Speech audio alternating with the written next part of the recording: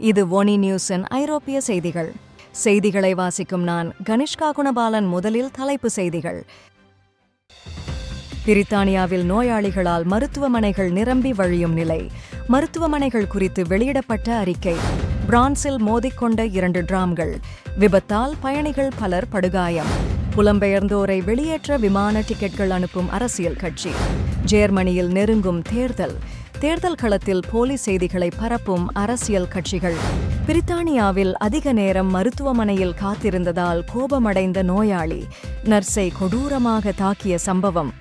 தொடர்வன விரிவான செய்திகள். இன்றைய செய்திகளுக்கு பிரதான அனுசரணை வழங்குபவர்கள் பாடுகா டாக்ஸ் கன்சல்டிங். சுவிட்சர்லாந்திலும் உலகளாவிய ரீதியில் தனிநபர்களுக்கும் சிறிய மற்றும் நடுத்தர நிறுவனங்களுக்கு ஃபினான்ஷியல் மற்றும் அக்கவுண்டிங் சேவைகளின் மூலம் முழுமையான மற்றும் நம்பகத்தன்மையான நிதி தீர்வுகளை வழங்குகிறோம். எங்கள் சேவைகளில் accounting, taxation, HR solutions, payroll, controlling, reporting மற்றும் இன்டரிம் ஃபைனான்ஷியல் மேனேஜ்மெண்ட் ஆகியவை உள்ளது. எங்கள் மார்க்கெட் அனுபவத்துடன் கூடிய புதுமையான அணுகுமுறைகள் மூலம் உங்கள் பிசினஸின் நிதித்துறையில் வழிகாட்டியாக செயல்படுகிறோம். உங்கள் நிதி நலனை முதன்மையாக கருதுவதோடு நிதி மற்றும் கணக்கியல் துறையின் சிறந்த வருங்காலத்தை உருவாக்கும் முனைப்புடன் செயல்படுகிறோம். உங்கள் பிசினஸ் நிதி எதிர்காலத்தை வடிவமைக்க இன்றே எங்களுடன் இணைந்திடுங்கள். பாடுகா டாக்ஸ் கன்சல்டிங் உங்கள் நிதி முன்னேற்றத்துக்கான முழுமையான தீர்வு. இன்றைய தொழில்நுட்ப வளர்ச்சிக்கு ஏற்ப உங்கள் வியாபாரத்தை மேம்படுத்த நினைக்கிறீர்களா? அப்படியானால் சுவிஸ் நாட்டில் அமைந்துள்ள படுகா சாஃப்ட்வேர் சொல்யூஷனை இன்றே அணுகுங்கள். அனைத்து விதமான நிறுவனங்களுக்கும் தனிப்பட்ட வெப்சைட், அப்புருவாக்கம், cash register system, billing system மற்றும் ஆன்லைன் ஷாப்பிங்கான ஆப் அண்ட் வெப்சைட் என எல்லாவற்றையும் படுகா நிபுணர்கள் மூலம் உயர்தரத்திலும் மலிவான விலையிலும் நம்பிக்கையுடன் செய்து கொடுக்கிறார்கள். உங்கள் பிசினஸை சமகால தொழில்நுட்ப முறைக்கு மாற்ற வேண்டுமாயின் சுவிஸில் இதுபோன்ற பல்வேறு வாடிக்கையாளர்களுக்கு தொழில்நுட்ப அடிப்படையிலான வெற்றிகரமான திட்டங்களை நிறைவேற்றி வியாபார வளர்ச்சியை உருவாக்கி வரும் பாடுகா சாஃப்ட்வேர் சொல்யூஷனை இன்றே திரையில் உள்ள நம்பர் மூலம் தொடர்பு கொள்ளுங்கள். பிரித்தானியாவின் மருத்துவமனைகள் தற்போதைய நேரத்தில் மிகுந்த நெருக்கடியை எதிர்கொள்கின்றன. மேலும் சிகிச்சைக்காக காத்திருக்கும் நோயாளிகள் நடைபாதைகளிலேயே உயிரிழக்கும் பரிதாப நிலை உருவாகியிருக்கிறது. அதிக எண்ணிக்கையிலான காய்ச்சல் நோயாளிகள் மற்றும் மோசமான வானிலை காரணமாக மருத்துவமனைகள் பெரும் அழுத்தத்திற்குள்ளாகியுள்ளன. ராயல் நர்சிங் கல்லூரி வெளியிட்ட அறிக்கையில் நோயாளிகளுக்கு வாகன நிறுத்துமிடம் மற்றும் குளியலறை போன்ற இடங்களை தற்காலிக சிகிச்சை இடங்களாக மாற்றியுள்ளதாகவும் தெரிவிக்கப்பட்டுள்ளது. ஆக்சிஜன், இதய கண்காணிப்பு கருவிகள், உறிஞ்சும் கருவிகள் போன்றவை சுலபமாக பெற முடியாத நிலை உருவாகியதால் நோயாளிகள் மேலும் ஆபத்தில் உள்ளதாக கூறப்பட்டுள்ளது. சுகாதார செயலாளர் வெஸ் ஸ்ட்ரீடிங் இந்த நிலையை தட்டி கேட்டாலும் முந்தைய அரசாங்கத்தின் தவறுகளை சுட்டிக்காட்டியுள்ளார். கடந்த வாரத்தில் மட்டும் 20க்கும் மேற்பட்ட NHS அறக்கட்டளைகள் அவசர நிலையை அறிவித்துள்ளன. கடந்த வாரங்களில் காய்ச்சல் நோயாளிகளின் எண்ணிக்கை சற்றே குறைந்திருந்தாலும் மருத்துவமனைகளில் இருப்பது பற்றாக்குறையை தீர்க்க முடியவில்லை. இந்நிலையில் 400 பக்க அறிக்கையொன்றில் ராயல் நர்சிங் கல்லூரி சுட்டிக்காட்டியதைப் போல அவசர சிகிச்சை தாமதத்தின் காரணமாக நோயாளிகள் இறக்கிறார்கள். தள்ளுவண்டிகள் மற்றும் நாற்காலிகளில் சிகிச்சையின்றி காத்திருக்கும் நோயாளிகள் பலர் இறந்து வருகின்றனர். மேலும் ஒரே நர்ஸ் பலரையும் கவனிக்க வேண்டிய நெருக்கடியை இதனால் எதிர்கொள்ள வேண்டிய நிலை ஏற்பட்டுள்ளது. பிரான்சின் கிழக்கு பகுதியில் உள்ள ஸ்ட்ராஸ்பர்க் நகரில் நடந்த டிராம் விபத்து பெரும் பரபரப்பை ஏற்படுத்தியுள்ளது. நகரின் முக்கிய ரயில் நிலையத்திற்கு அருகே 2 டிராம்கள் நேருக்கு நேர் மோதிக்கொண்டன. இந்த விபத்தில் பல பயணிகள் காயமடைந்ததோடு 2 டிராம்களும் கடுமையாக சேதமடைந்தன. மோதலின் தாக்கத்தில் ஒரு டிராம் தண்டவாளத்தை விட்டு விலகியது. விபத்து நடந்த இடத்தில் தீயணைப்பு வீரர்கள் மற்றும் அவசர மருத்துவ பணியாளர்கள் உடனடியாக சென்று காயமடைந்தவர்களுக்கு முதல் சிகிச்சை அளித்தனர். லேசான காயங்கள், முதல் முறிவு போன்ற காயங்களுடன் பயணிகள் மருத்துவமனைகளுக்கு கொண்டு செல்லப்பட்டனர். அதிகாரிகள் உயிரிழப்புகள் எதுவும் இல்லை என உறுதிப்படுத்தினாலும் இந்த சம்பவம் நகரின் போக்குவரத்தில் பெரும் குழப்பத்தை ஏற்படுத்தியது. விபத்திற்கான காரணம் தற்போது பொது குற்றவியல் அலுவலகத்தால் விசாரணை செய்யப்படுகிறது. 2 டிராம்களும் சுரங்கப்பாதையில் நேருக்கு நேர் மோதியதாக ஆரம்பகட்ட தகவல்கள் தெரிவிக்கின்றன. சம்பவத்தின் காரணமாக ஸ்ட்ராஸ்பர்க் நகரின் பொது போக்குவரத்து திட்டத்தில் தற்காலிக மாற்றங்கள் ஏற்படுத்தப்பட்டுள்ளன.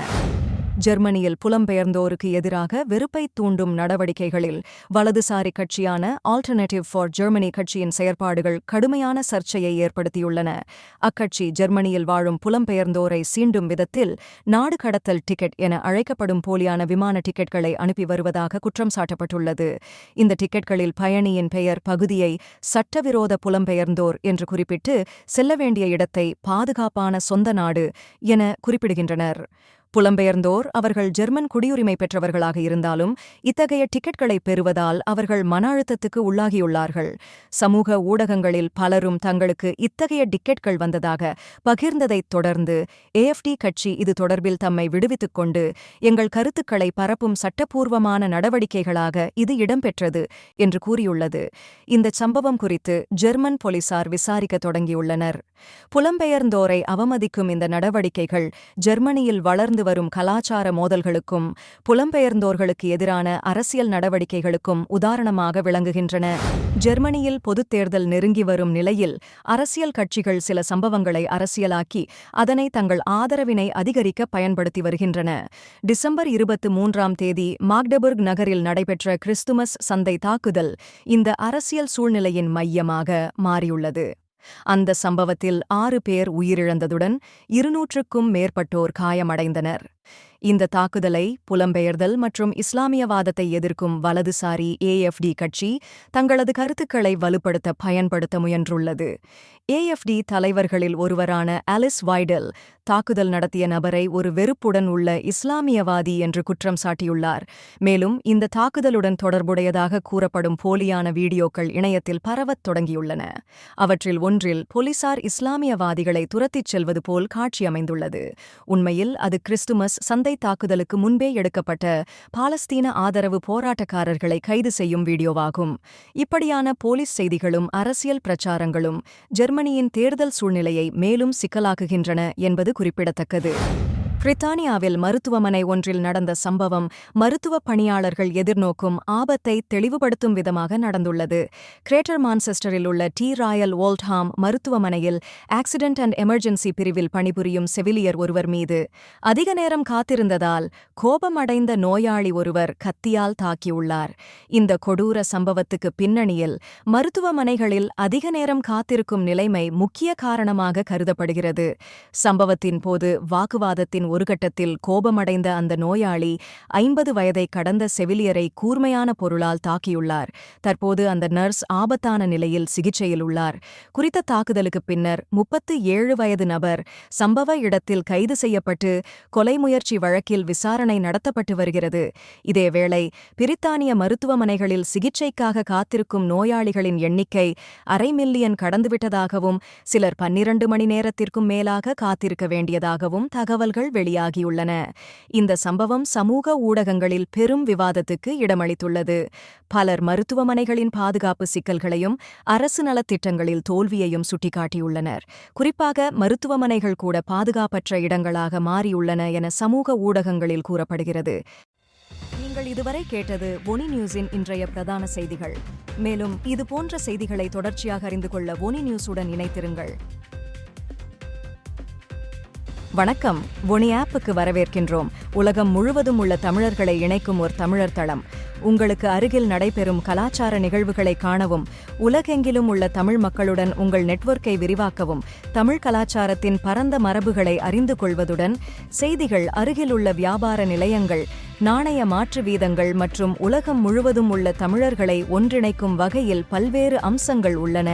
இது நமது அற்புதமான வரலாற்றையும் கலாச்சாரத்தையும் கொண்டாட ஒரு இனிமையான இடமாக இருக்கும். இப்போதே ஒனி ஆப்பை பிளே ஸ்டோர் அல்லது அப் ஸ்டோரில் டவுன்லோட் செய்யுங்கள்.